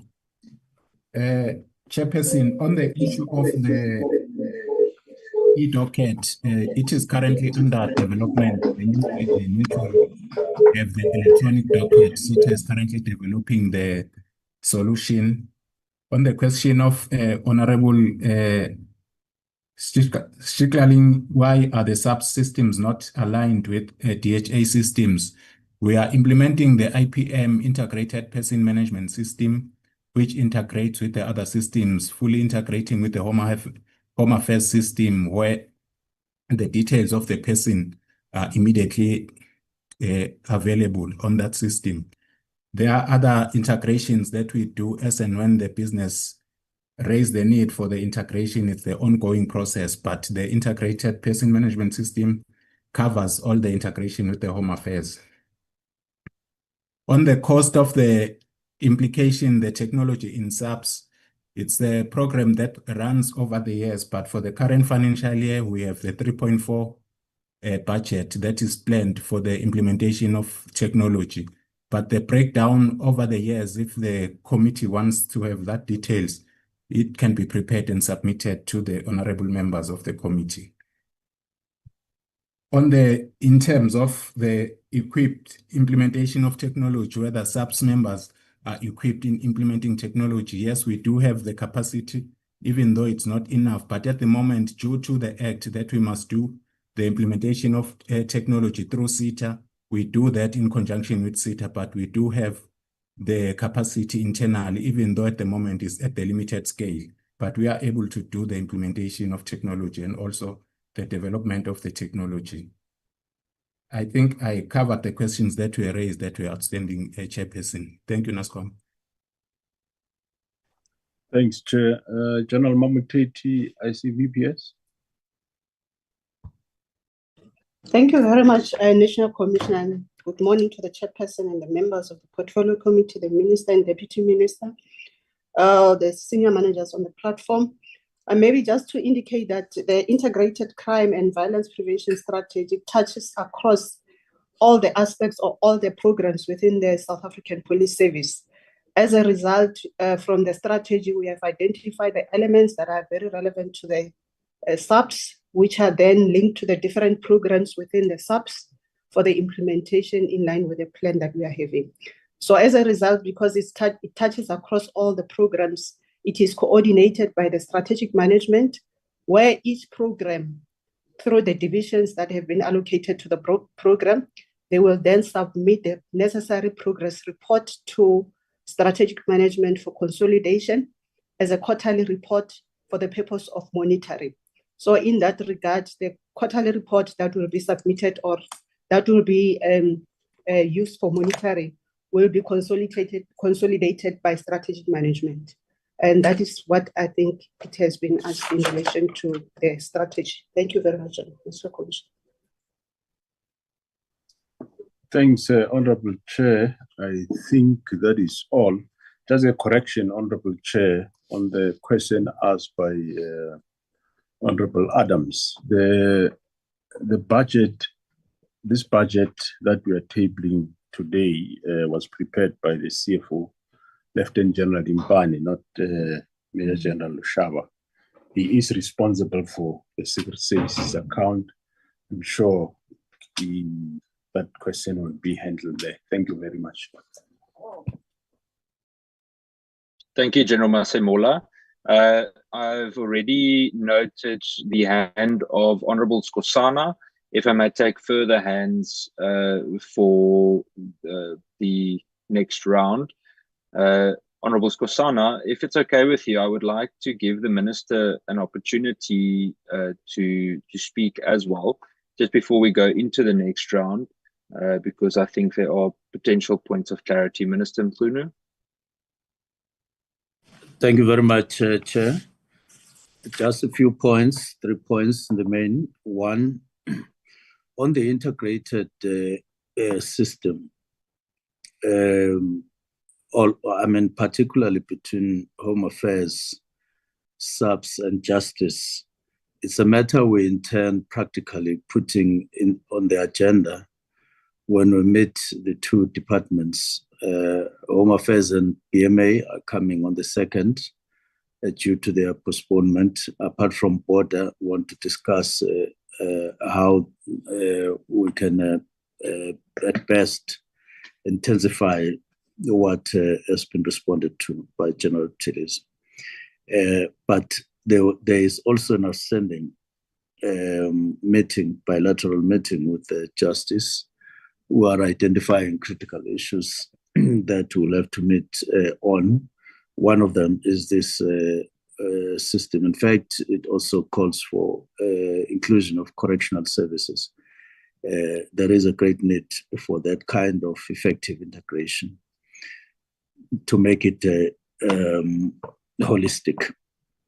On just one thing on technology, we have had an engagement with the top management, and we've said on technology, they need to consider possibility of leased technology equipment for SAPS, because the budget is on the budget side, we are quite slow, hardly affording to upgrade, to renew, to maintain, and all of those. And yet we need this. Some of these equipments are very, very critical, because those that are at hand are old and are not coping with the trends, and they are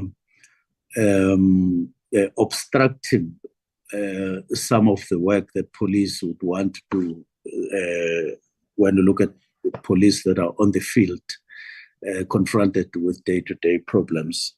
And so we need to catch up, and the only way to do it, we said police must consider a list where you get most of what you need, and then you make payment arrangements with whosoever. The last one is we've been intensifying this financial year and intensifying the enhancement of police stations. I believe very strongly that SAPS, without effective and efficient police stations, it doesn't matter how many times we come to the portfolio committee, how many times we speak publicly, all of us, if work in the police station, if police stations are not productive to the extent that they need to be, we will always be, half of what we'll be saying is a talk show, and half implementation. So it's extremely important that police stations be seen to be very, very, very effective in terms of functionality. So this means that on infrastructure, it means maintenance, and infrastructure build means also inclusion of barracks, police barracks, police in rural areas, even in urban areas. You can't have a police officer. It doesn't good when it doesn't look good when a police officer is renting an informal a room in an informal settlement for his safety, for their safety, for their integrity and all others. Now, it's not something that we've emphasized on all the time, and therefore we're lagging very much behind. And we're looking for alternatives, and our team that is dealing with infrastructure, we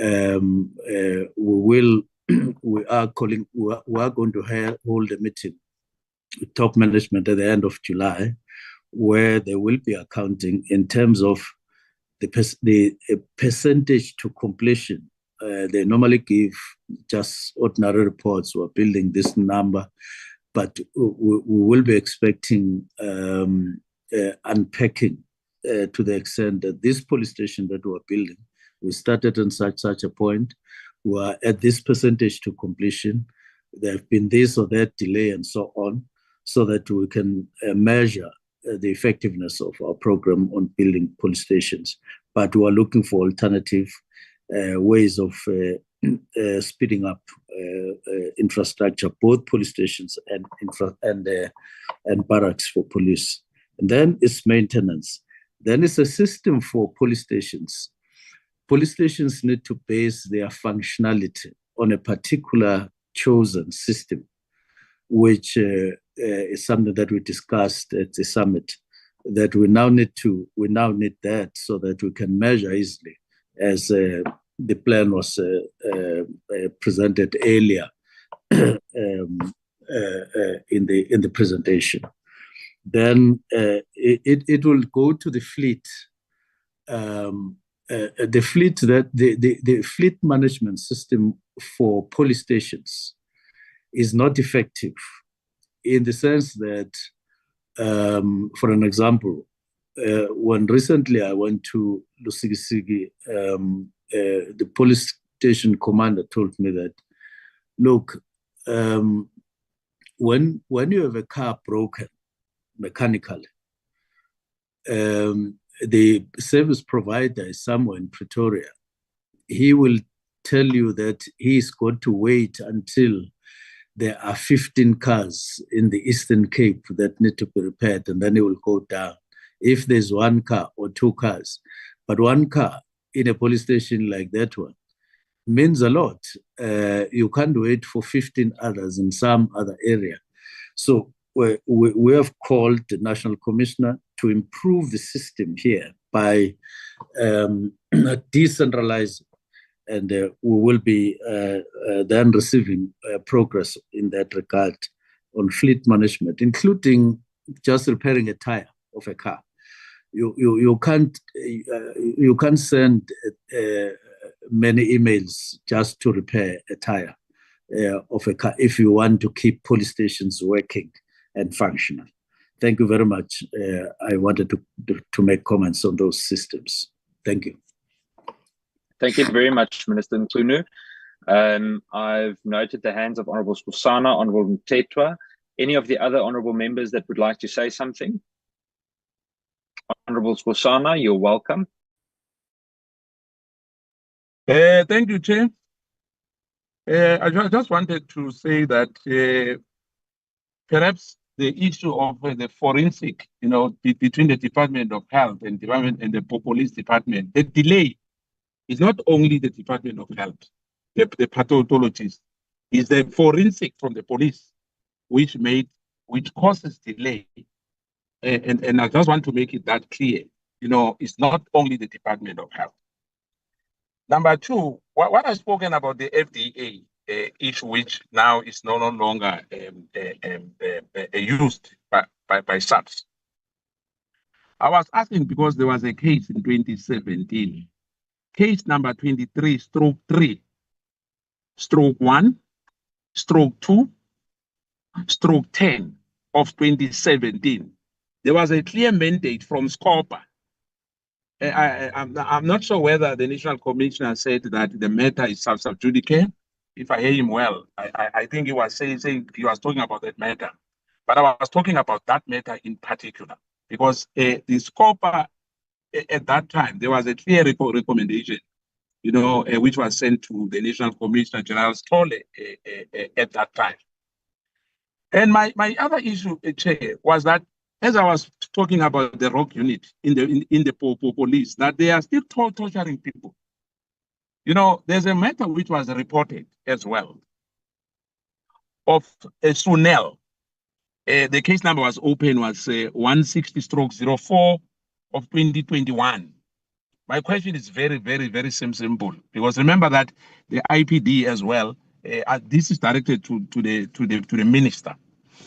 There was that torture of Lorette Joubert, and the case was opened, and this is a case number which I gave it to you now.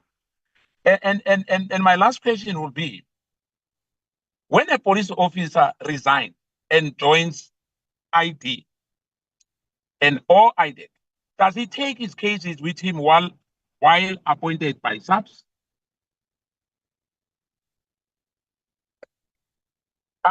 For me, I'm just asking for the improvement. That we really have to improve and work together. It should not be the issue of IDEC, SAPS, because these are different bodies. We acknowledge that, but there should be synergy. It should not be the other one wants to outshine the other ones. Because at the end of the day, the minister, as a political aide, all this falls under him. But there's a lot of things, as I was talking about the Brigadier Jerusalem, that he took cases when he resigned from SAPS. He took the doggets with him. And I was just asking whether is that legally, but for me, from where I'm sitting, it's illegal. I thank you, Chair. Thank you, Honorable Skosana. Honorable Tetwa.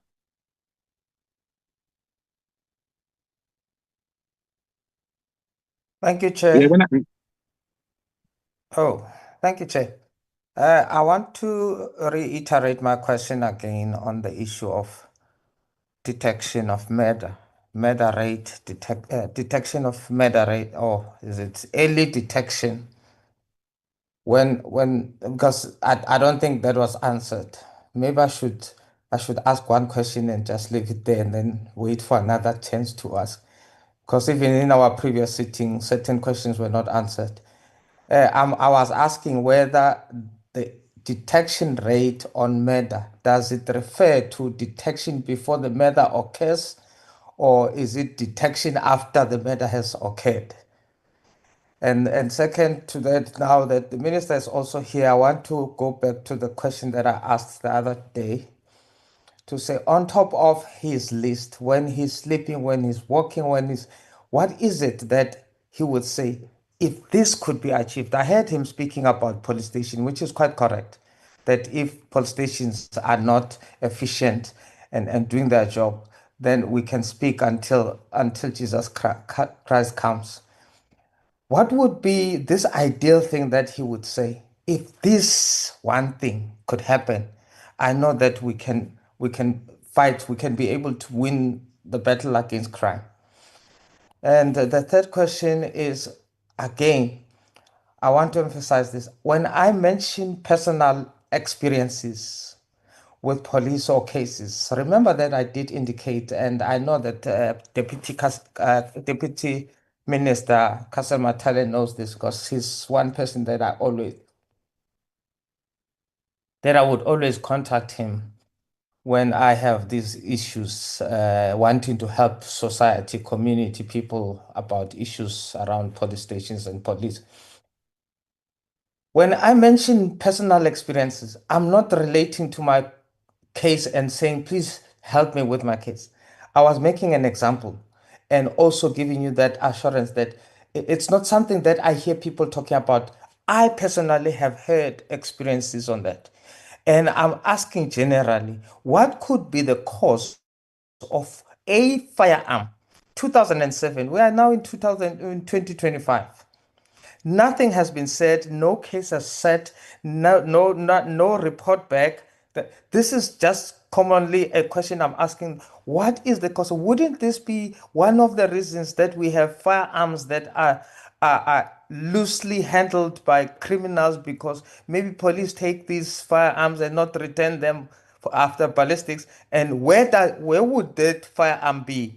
I'm generally asking that because it might be the case where you find that these firearms are given to criminals. I might have my firearm used by criminals to rob banks and to rob people, to kill people. And that's my concern. If it has happened to me, how many other people it has happened? So it is just general when I'm asking such questions.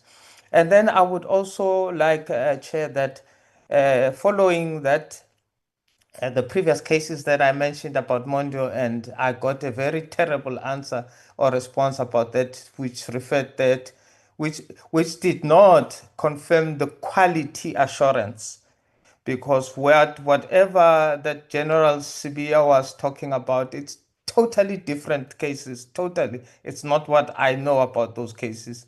So I hope today they might even give me a better response on those cases, Mondio cases. Thanks, Chair.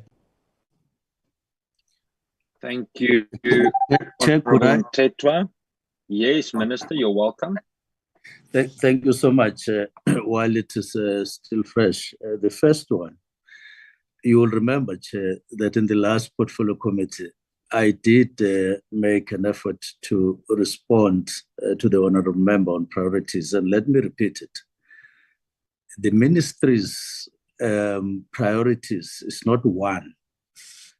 It's 4 that are top priorities, and that is within the 3 national priorities that have been identified for the 7th administration. But further than that, we then went to identify ours, and we said the first one is reducing the murder rate in the country. So if there's something that makes us not sleep well or not complete our sleep, is the murder rate in the country. And that is what we are dealing with currently as a priority. There are other plans that are being executed, but there are others that have not yet been executed to intensify our confrontation of the matter rate, because we have had a discussion, intensive discussions, what is behind this. Second priority is proliferation of firearms. We are concerned, and we've said almost all the matter rates, more than 90%, or if not just below that, are through a firearm, and most of them illegal firearms. And it constitutes a priority very, very close to murder, because that murder is committed through a firearm, and therefore it's one. And then we said the third one are drugs in the country. If you look at the 3, they graze very, very, very close to each other. You can't deal with the one and then not deal with the other, but we package them. But we then said 4 is GPVNF. So that's the first one, the first category of our priority. We couldn't identify one priority. It's impossible. We have to be realistic. And then we said these are prevalent, the 4. In the 4 provinces, it's Gauteng, KZN, Eastern, and Western Cape. If we can break the back of criminality on these 4 priorities in these 4 provinces, you will see dramatic change in the country. So far, we're battling. All we can say is that these crimes in categories are declining, showing signs of decline in reported cases, but in daily lived experience by communities, that's not the feeling. That's not the perception. and perhaps it's backed by gaps in between what actually happens on the street on a daily basis or in homes and so on. What we see every day is not what ends up being reported and so on. So I hope I have a final answer. But the other crimes, of course, your kidnapping, your stock theft, your extortions, they are the next category, but we've prioritized the four. Now, the first question was on detecting. Almost on a daily basis, police give reports on both on the side of, they talk about foiling what would have been a CIT, but which would have been detected before it happened. And they act on it and they report on it. It's not just CIT, it also is other instances of murder where there would have been murder, where there would have been extortion, where there would have been whatever crime that they would detect before it happens.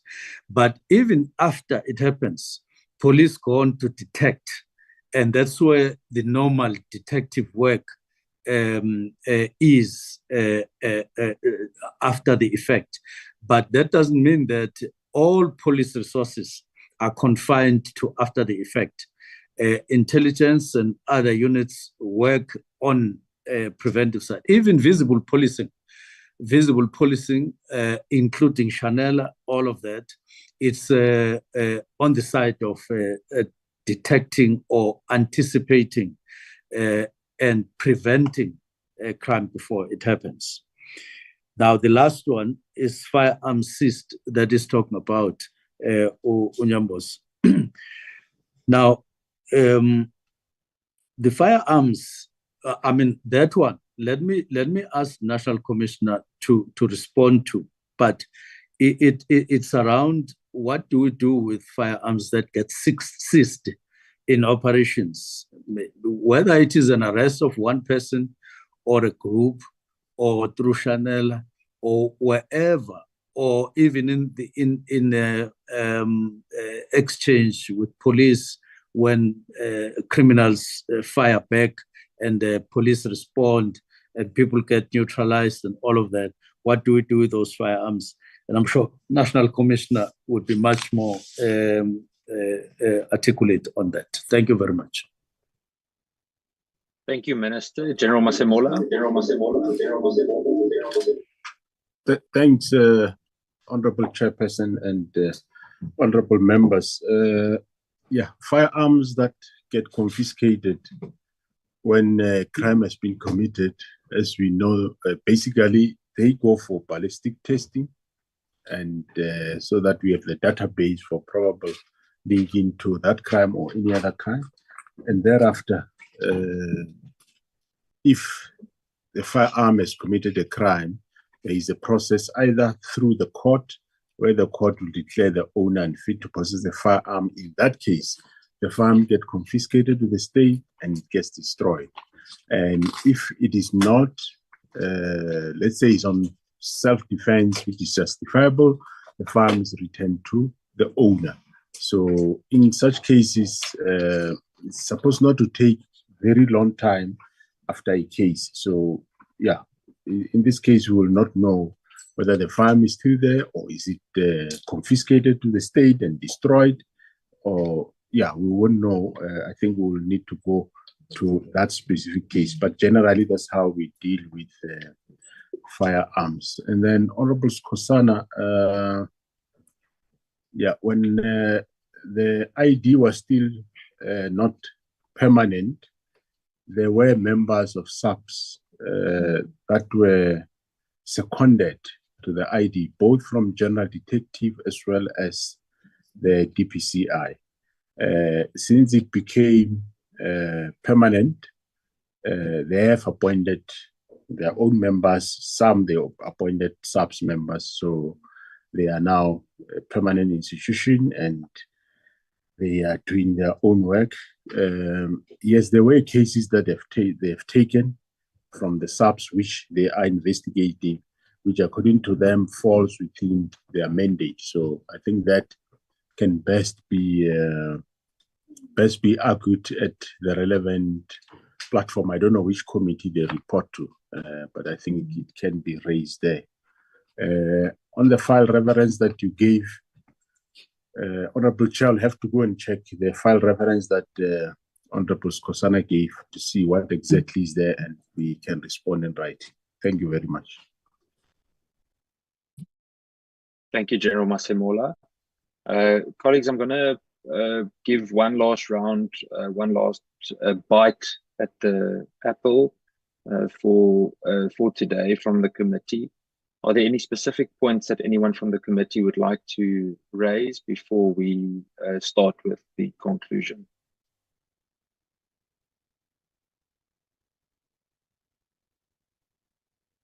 Come to you now, Honorable Mtetwa. I'm just giving a moment.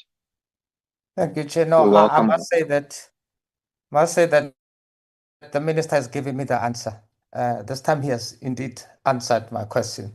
It is clear what the priorities are, and I concur with him on that one.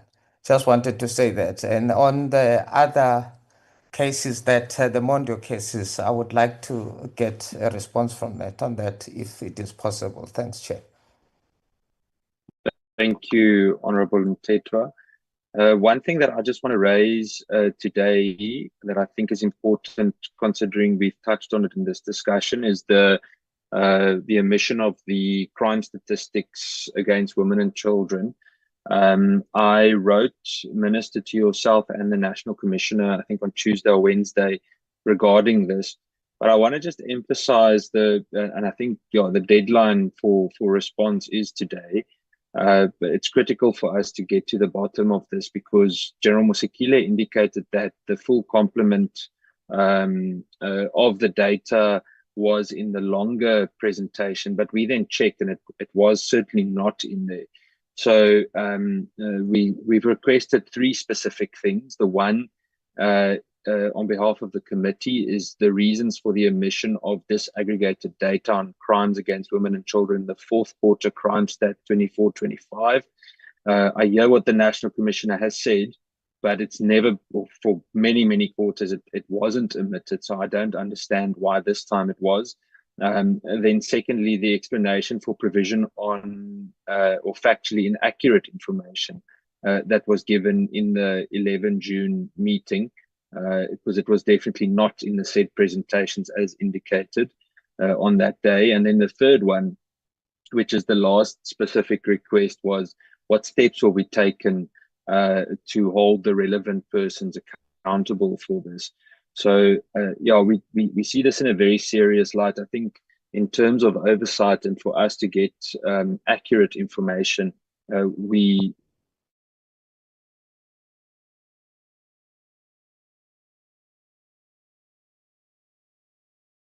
also still have not received response from the Western Cape